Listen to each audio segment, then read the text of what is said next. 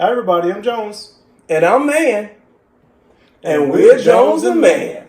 And tonight, we are jonesing on Rebel Yell 10-year single barrel.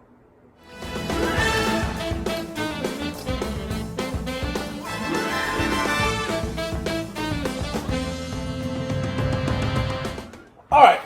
So, you brought this lovely baby to us, the Rebel Yell 10-year single barrel. This is like a allocated now, right? Yeah, it's allocated, and the way I got my hands on it, again, thank you, Wilson County ABC stores, for taking your allocated brand liquors and having a drawing. Yep. So it makes it fair for everybody. It makes it fair for everybody. So this particular time, I only actually attended hoping to get the elusive E.H. Taylor. No, Elmer T. Lee. Elmer T. Lee. I'm sorry, guys. E.H. Taylor is the one that I'm always thinking of. The one that you got already. Yeah, the one that I keep in my stash as my new go-to. Yeah. But so I went, and they had, the Old Fitzgerald, this 10-year Rebel Yell. They had like the Blantons, the Buffalo Trace, all the things that are typically on the allocated list. Yeah. Unfortunately, my number came up really late, and the only thing I had to choose from was the Rebel Yell, Blantons, and E.H. Taylor. And you went with something we hadn't had. Yeah, I went for the sake of the channel. I went with something we didn't have instead of just stacking my bar up with the Blantons. And I should have been there, but I decided to go to the beach. It's all great, but you got to try some good beer. I got to try. Oh yeah, I did. All right, so let's bust her out the box. Comes in a nice little box right here. Yeah, it has a great presentation to it. Oh yeah, that's the bottle I'm familiar with. Yeah, it has a rebranding, great bottle. Yeah. Like I said, a lot of good reviews. I haven't seen a bad review on it. Yeah. Well, I haven't seen specifically on the single barrel, but I saw, I want to say it was like liquor.com or something that it said like the top bourbons not to try. And one of them was Rebel Yell, and I believe it listed Rebel Yell as being a bottom basement. Yes. And all they did was relabel, rebranded, and same old juice. Yeah. So I guess it's really just, which could just be, liquor.com isn't supported by Rebel Yell or whatever, I never really take too much stock in what I read on the internet. I like to get the bottle in, crack it open, and see for myself. Well, I can tell you this is a Kentucky straight bourbon. Yep. It's been aged for 10 years. This particular bottle was bottled in 2006. Yep. So, barrel, long number, 5132367, and aged since February 2006. Yeah, and it's 100 proof. So, we're going to have some heat. That's what you're saying. It's going to have some heat. Okay. But I think at 100, we shouldn't have to put it on the rocks early. Okay. That 100 is that bottle and bond feel, which everybody's going to right now. I don't know. It's probably some other things that make it bottle and bond, but yeah, it's a whole process, and it's a single barrel, and they have a lot of good information about the color and the flavor. But I'm not going to speak those things that they have on the website and then on the box. Okay. I want to see if we can find those things. Okay. And again, like I think we tried a tequila a while ago, and that was the thing that they spoke to about having different flavors, and they hit them spot on. Yeah, for sure. So I want to see how Rebel Yell, which is typically considered a lower bottom shelf. Yeah, bottom shelf. Typically you can get for less than $20 a fifth. So let's. That's a little pop. Little pop. That was kind of a sissy pop. So let's do what we do. Pour us a couple neat pours. And for the sake of argument, I'm going to pour us two on the rocks. Let it sit. Let it breathe. That's definitely going to be yours. I can tell it already. Slap the cork back in it. Yeah, one thing that I've noticed on some of these like bourbons and whiskeys that we've tried is as they sit and age and open up a little bit when the air gets to them, they tend to get a little better. Okay. So, you know, like, Yeah. Someone mentioned, I was reading comments today and someone mentioned, and if I can remember to see this when I'm editing and add the comment in, that it's a great idea to let things breathe, come back to them. Yeah. And we try to, but we're constantly shooting. Yeah. So we're always popping a new bottle. Usually on shoot nights, we'll come back around and try different stuff, Yeah. but sometimes if we don't shoot several things that night, you can't do a whole lot, or Yeah. you'll mess around and be asleep halfway through. Yeah, that's what I was thinking about the stag as I came in. As soon as I got here, I grabbed the stag, saying, "Well, let's set a couple months. I want to try it now and see if it did help," and it did. So it's very interesting. So this journey just continues. So I get a lot of. At first, it was your typical sweet corn mash. And then when I went back to that second time, I singed a few nose hairs because it got the alcohol vapor. Yeah. You felt the same thing. So let's clink them and drink them. And I'm going to go ahead and tell you, at $75 for the fifth. It better be good. Yeah. This will be similar to another one that we've tried before that was $100 for the allocated, and it was horrible. Ooh. Hopefully not. Hopefully not. Clink them and drink. Let's drink them.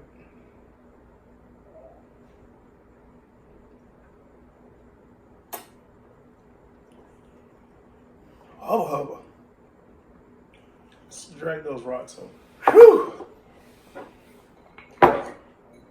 So, did you get more of the heat or the burn on the first initial part of the sip, or after it's gone down a little? I'm still getting the heat and the burn, but no, I would say it's probably if we had to say, it was probably mid palate. Mid palate. Mid palate. Yeah, it's probably mid palate because it has a fireball effect.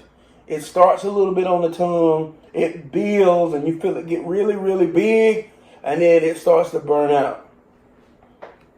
Yeah. And then you're left with a lot of pepper on the tongue, kind of on the back of your throat. Yeah. I got the football ice cubes today. Yeah, let's go Chiefs, guys. Chiefs. Yeah. Man. All right. Hook.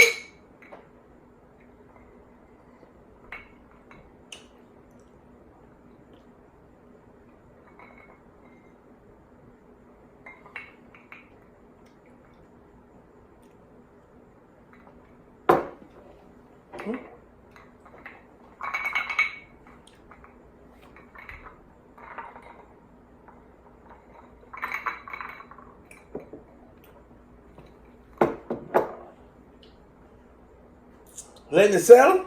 Oh no! Would you like for me to go into my review?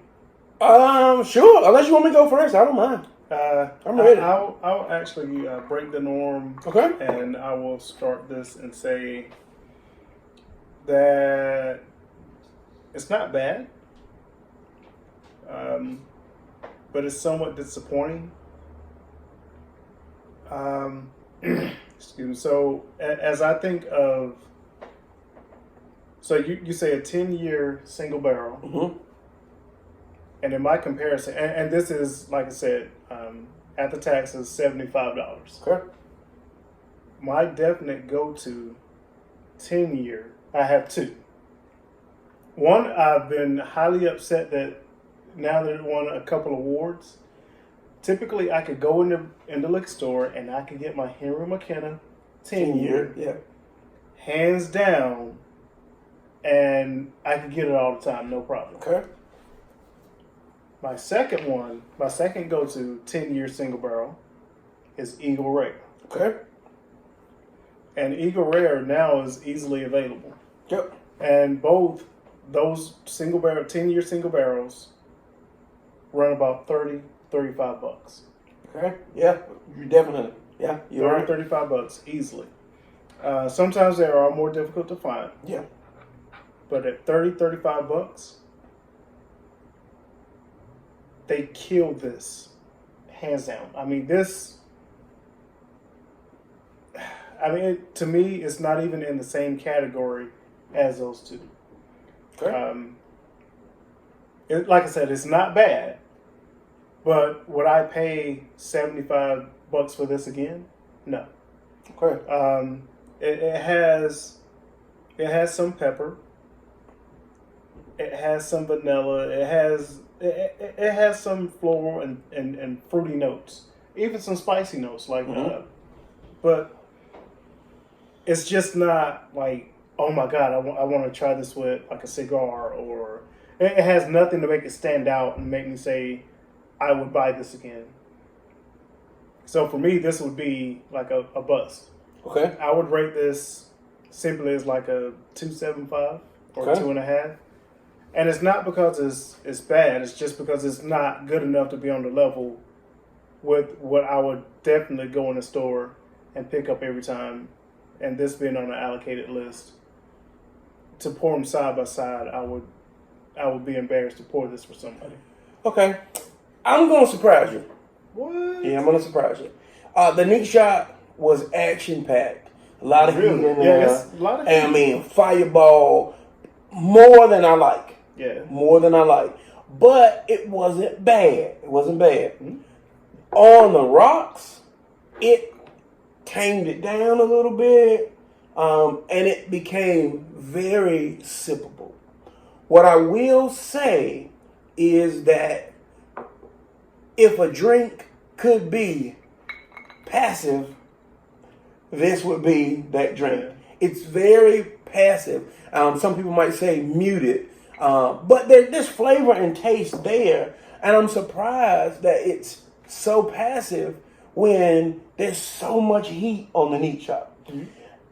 I would give this a 4. Really? If not for the price. Because of the price, because it's $75, I'm going to give it a 3.5. Okay. I would give it a 4 if it was $30-40. Because I like a more, I mean, there's good flavor in here. Yeah, it's not 13 layers, but it's got a little bit of sweetness to it. You get a little corn. It's got a little trace of vanilla in there. There's some smoke and oak. Mm-hmm. And if you drink it neat, there's a lot of heat going. Bow. It's spicy on the tongue. There's a lot in there. Yeah, it's a lot of flavors, but it's just not. But I get where you're going. I guess because it's just not like like that was good. Yeah, it's good, but think about it. Even the larceny. When you think about comparing this to like larceny on the rocks. Yeah. Yeah. You remember how that surprised us. Yeah. For sure. So it puts me in that category. Yeah. So if this was more of a $40 bottle. If it was a $40 bottle, it'd be easy for me. I would probably give it an easy 3. But it's still not, like I said, it's very passive. Yeah. So it has the heat and it has enough flavors. It's just not enough. It's not robust enough. Yeah. And for me, I don't really need over the top with my bourbon. So this is good. Yeah. This is my level. But it's bad to say an entry level bourbon is $75. Yeah. So, but I can see why a lot of people don't like it. Yeah. Because it is more on the simple side. And most bourbon drinkers have been drinking bourbon. They want something which this has got kick, but something with a lot of kick, something with a lot of complexity, which does have layers to it. But if you have a scale and you got the complex side and the simple side, it's definitely closer to the simple side. Definitely. I like it though. I'm a strong 3.5. Yeah. Okay. Yeah, for sure. You know what? I'll give it a I still keep what you got. I was gonna say I still can't go for 2.75. Yeah. So 2.75, 3.5 might have been a 4 if they worked with the price a little bit. But I guess everybody's trying to use the single barrel hype and get in on it. Sometimes you got to price yourself high to make people realize your worth. True. Yeah. True. Hey guys, I mean I'm not gonna bash it.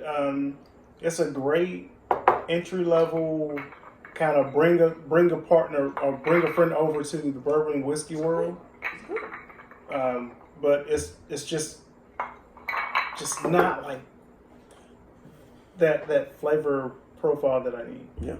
So you want to tell them to subscribe. Click the bell. That's right. Follow us on Facebook, Twitter, and Instagram at Jones and Mann. This has been another episode of Jones and Mann. Be sure to clink them and drink them, and we'll see you next time.